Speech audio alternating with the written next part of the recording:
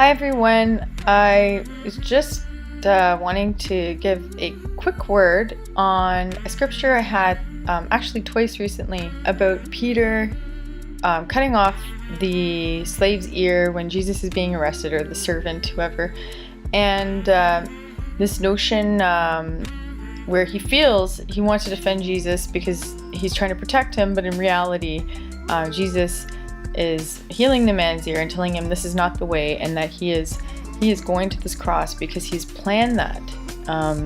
This is from the beginning of time, and he's not going to be stopped or needing even defense, Peter's defense.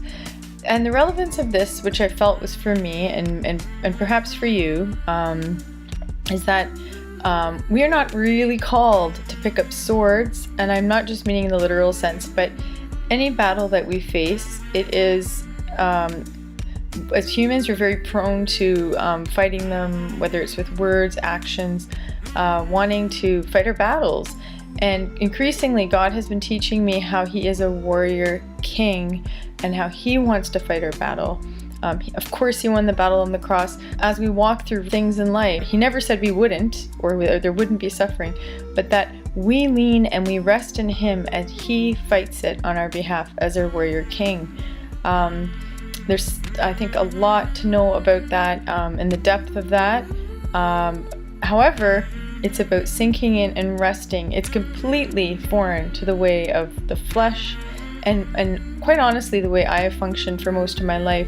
There have been a few times where I actually, as God was teaching me this, sunk into Him, and He fought a battle for me, and it was the most amazing outcome. Very supernatural, better than I could have ever expected. And yet, it was hard to wait for that moment when He would, I guess, fight that battle and do this thing on my behalf. When you're much more prone to take matters into your own hands at times. I think it's just, again, it comes back to living by the Spirit, not by might, not by, our strength or our sword, so to speak, but by His Spirit. That is what He died for, to live through us after all.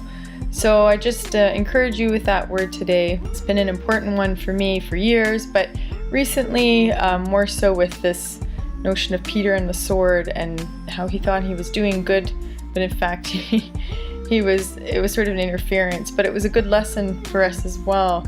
So I bless you today in the rest of God, and I hope you are all well, and that this truth will be deeper, not only for me, but for the church. Take care. Bye for now.